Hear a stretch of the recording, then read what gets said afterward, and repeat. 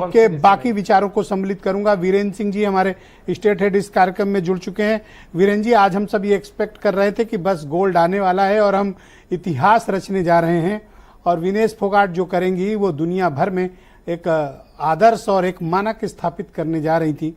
But ये जो कुछ भी अनफॉर्चुनेट इंसिडेंट हुआ, इसको लेकर किस तरह की चर्चाएं आप सुन रहे हैं, महसूस कर रहे हैं, और जिनसे भी आपने एक्सपर्ट से बात की तो किस तरह की ओपिनियन निकलकर सामने आई?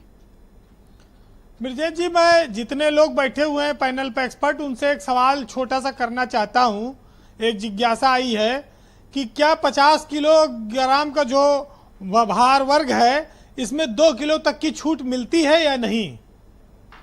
नहीं, ये नहीं मिलती मेरे ख्याल से। उसमें ओलंपिक चार्टर में नहीं मिलती है। इंटरनेशनल इवेंट और वर्ल्ड चैंपियनशिप में तो मिल सकती है, बट ओलंपिक में नहीं मिलती। वीरेंद्र जी, तो देखिए, जो आज हालात बने हैं वो एक तरह से विनेश फोगाट हमारी नेशनल हीरो हैं, और भारत का एक बहुत बड़ा सपना जरूर टूट गया है उनके बाहर होने से, प्रतियोगिता से।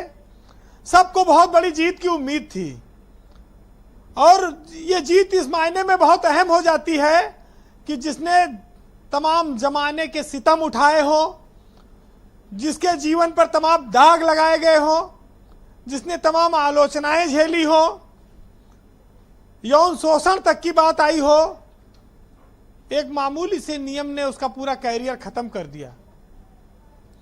आज एक इतिहास बनने वाला था भारत में, और ऐसा लग रहा था कि ये विनेश का जो मेडल है ये हर भारतीय महिला और नारी और बेटी का मेडल हो। हर आदमी, हर महिलाएं सोच रही थी आज मेरे गले में मेडल आएगा। अब एक नियम के चलते सारा सपना टूट गया। अब सबसे बड़ा सवाल यह है कि इतना वजन बढ़ा कैसे, और वजन बढ़ा तो कौन सा खाना ऐसा दिया जाता है जिससे 2.5-3 किलो वजन बढ़ जाए? हम लोग तो चाहे जितना खा ले, एक रात में 2 किलो वजन बढ़ाना आसान नहीं है। ये कैसे हुआ? ये बहुत बड़ा सवाल है जो आम आदमी जानना चाहता है, जो एक्सपर्ट्स लोग बताएंगे।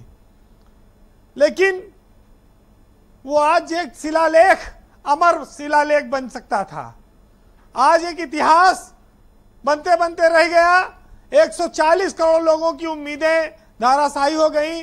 बहुत दुख है लोगों को, पूरे देश में शोक है, और शोक इसलिए ज्यादा है कि विनेश फोगाट ने सड़कों पर बहुत संघर्ष किया था, ब्रिजभूषण के खिलाफ बहुत मोर्चा खोला था, कोर्ट कचहरी तक गई थी, तमाम आलोचनाएं झेली थी। उसके बाद ओलंपिक में वो पहुंची, वहां चयन होना ही बड़ी बात थी। और शायद जो लोग गए हैं, कितना सहयोग मिल रहा होगा विनेश फोगाट को, कितना परेशानी झेली होंगी, ये तो जब लौटेंगी तब उसका दर्द वो बताएंगी। लेकिन आज जो मांग उठ रही है कि जो पीछे 4 मैच, 5 मैच, 8 मैच जीत के आ रहा है उसका मेडल गायब कर दो, ये कौन सा नियम है? इस नियम में बदलाव की क्या जरूरत क्यों महसूस की जा रही है? 3-3 मैच एक दिन में जीत के आई। अगर वजन से कोई व्यक्ति बाहर हो रहा है तो उसका वहां तक का सफर का पारिश्रमिक, जो मेडल है, जो इनाम है, वो कहां से आएगा? बहुत सही बात आपने कही, बहुत अच्छी बात कही आप। वहां तक की चीज तो आपको देना पड़ेगा। कोई नशा करके डोपिंग में जानबूझ के तो नहीं फंसा है। वजन बहुत बार अपने कंट्रोल में नहीं होता है। एक ऐसी चीज है, जो आदमी भूखा है, 3-3 मैच खेला है, पता नहीं उसकी मनोदशा क्या है। आज इस देश में एक बात उठी कि इस ओलंपिक का बहिष्कार कर देना चाहिए। या तो ये नियम बदले जाएं या इनका बहिष्कार हो जी, क्योंकि ऐसे लोगों की उम्मीदें तो नहीं टूटेंगी।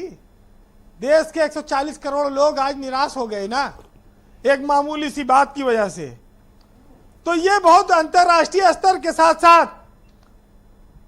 मेडल को रोकने की जो प्रक्रिया है, इस पर रोक लगना चाहिए। विनेश फोगाट को तो लोगों ने तब जाना ब्रजेश जी, जब बहुत ज्यादा जाना, जब यह आंदोलन हुआ। उसके पहले हम लोगों ने एक पिक्चर के माध्यम से जाना था कि कितना उनके पिताजी ने कितना कष्ट सहकर, कितना उनको बचपन से इन लोगों को, फोगाट बहनों को आगे बढ़ाया। यहां तक कि उस पर गाना बना कि बापू सेहत के लिए तो बहुत हानिकारक है। यानी कि इतनी कठिन परीक्षा वो लेते थे अपनी बेटियों की। और आज उस कठिन परीक्षा के इनाम का दिन आया तो हम लोगों को इतनी निराशा है। एक सिल्वर मेडल की विनेश फोगाट हकदार हैं। विनेश ने यह साबित किया है कि जिस पर यह जग हंसा है उसने इतिहास रचा है। वो इतिहास रचकर इस देश की असली हीरो बनकर उभरी हैं। बहुत सही बात कही। ये जरूर है कि फौरी तौर पर हम लोग निराश हैं, लेकिन अब ईश्वर को, प्रकृति को क्या मंजूर था। जो जानकार लोग हैं, देखिए अभी लूथरा साहब ने बताया कि गलती कहाँ हुई है, लेकिन गलती के लिए जिम्मेदार लोगों पर भी कार्रवाई होनी चाहिए।